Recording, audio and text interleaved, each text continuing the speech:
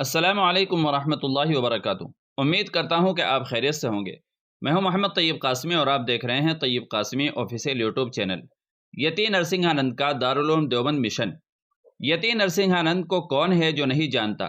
سبھی جانتے ہیں کہ یہ ایک ایسا ہندو دھرم گرو ہے جو اپنے دل میں مسلمانوں کے لیے نفرت لیے پھرتا ہے۔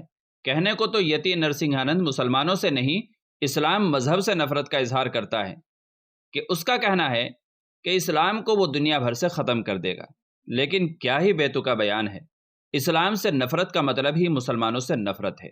خیر، یہ یتی نرسنگھانند کا اپنا فلسفہ ہے، وہ اس فلسفے کو لیے گھومتا رہے۔ اسلام نہ ہی کسی شخص کی کوشش سے، جبکہ بے شمار لوگوں نے یہ کوشش کر لی ہے، ختم ہوا ہے اور نہ ہی ختم ہوگا انشاءاللہ تعالی۔ یتی نرسنگھانند کا ذکر اس لیے ہے کہ وہ دارالعلوم دیوبند جا رہا تھا، لیکن میرٹھ میں پولیس نے اسے روک لیا اور تھانے لے جا کر اس کا سواگت کیا، مٹھائی کھلائی اور 3 دنوں کے لیے اسے ڈاسنا کے مندر میں نظر بند کر دیا۔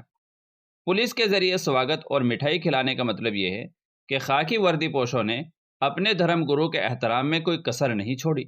حراست میں تو لیا، لیکن عزت اور احترام کے ساتھ لیا۔ کیا ایک ایسے دھرم گرو کو جس پر مسلمانوں کے قتل عام کے لیے لوگوں کو اکسانے کا الزام ہو، جو دھرم سبھاؤں میں کھلے عام شرنگیزی کرتا پھرتا ہو اور ہندو نوجوانوں کو تلقین کرتا ہو کہ وہ بھنڈران والا اور پربھا کرن بن جائے، پولیس تھانے لے جا کر مٹھائی کھلانا لائق تحسین کام کہا جا سکتا ہے؟ اور ایک اہم سوال یہ کہ یتی نرسنگھانند دارالعلوم دیوبند ہندوؤں اور مسلمانوں کے بیچ بھائی چارے کے قیام کی کوشش کے لیے جا رہا تھا کہ اس کو مٹھائی کھلانا ضروری تھا؟ یتی کا دارالعلوم دیوبند جانے کا مقصد شر انگیزی پھیلانا تھا۔ یتی غزوہ ہند کے فتوے پر بحث کرنے اور اسی بہانے سے سارے اتر پردیش میں کشیدگی پھیلانے کے لیے جا رہا تھا۔ گزشتہ دنوں غزوہ ہند سے متعلق ایک حدیث شریف پر دارالعلوم دیوبند کا ایک کئی سال پرانا فتویٰ سوشل میڈیا پر گردش میں تھا، جس کی بنیاد پر ہندوتوادی تنظیمیں دارالعلوم دیوبند کو نشانہ بنائے ہوئے تھی۔ یتی نرسنگھانند نشانہ بنانے میں سب سے آگے تھا۔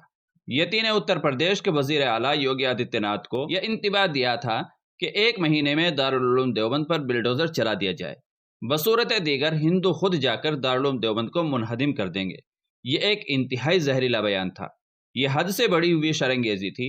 دارالعلوم دیوبند اس شر انگیزی پر خاموش رہا۔ اس کے ذمہ داران نے چائلڈ کمیشن کے نوٹس اور تفتیش کا سامنا کیا۔ سہارنپور کی پولیس نے باقاعدہ تفتیش کے بعد ضلع مجسٹریٹ کو اپنی رپورٹ پیش کر دی ہے، اور یہ بات سامنے آئی ہے کہ رپورٹ میں دارالعلوم دیوبند کے خلاف کسی بھی طرح کی کارروائی کے جواز یا مقدمہ قائم کرنے کی بنیاد کے نہ ہونے کی بات کی گئی ہے۔ مطلب یہ ہے کہ غزوہ ہند سے متعلق فتوے میں ایسی کوئی بات نہیں پائی گئی جس کی بنیاد پر کارروائی ممکن ہو سکتی ہے۔ اسے کہتے ہیں کلین چٹ۔ سوال یہ ہے کہ اعلیٰ سرکاری اہلکاروں کی طرف سے دارالعلوم دیوبند کو کلین چٹ ملنے کے بعد یتی نے شر انگیزی کرنے کی ضرورت کیوں محسوس کی؟ اس سوال کا بس ایک جواب ہے: لوک سبھا الیکشن۔ یہ سارا بکھیڑا الیکشن کے مد نظر ہے۔ یتی ہندو مسلم تفرقے کو مزید ہوا دے کر بی جے پی کے لیے ہندو ووٹوں کو متحد کرنے کے لیے کوشش کر رہا ہے۔ ٹھیک ہے، کوشش کرتا رہے، بس مسلمان یہ کریں کہ صبر سے کام لیں۔ ایسے شر انگیزوں کی باتوں کا جواب نہ دینا ہی ان کو ٹھکانے لگانے کا بہترین طریقہ ہے۔ انہیں نظر انداز کریں، ان کی ہوا خود ہی نکل جائے گی۔ مزید ایک سوال: کیا ہندوتوادی دھرم گروؤں کو واقعی نفرت پھیلانے کی چھوٹ دے دی گئی ہے؟ یہ سوال اس لیے ہے کہ ان کی شرانگیزی کو پولیس اور انتظامیہ نظر انداز کر دیتی ہے، لیکن اگر مولانا توقیر رضا خان اور مفتی سلمان اظہری وغیرہ کوئی جائز بات بھی کہہ دیں تو انہیں نوٹس تھما دیا جاتا ہے یا گرفتار کر لیا جاتا ہے۔ ایسا کیوں ہے؟ کیا انتظامیہ اور پولیس جواب دے گی؟ جواب تو دینا پڑے گا۔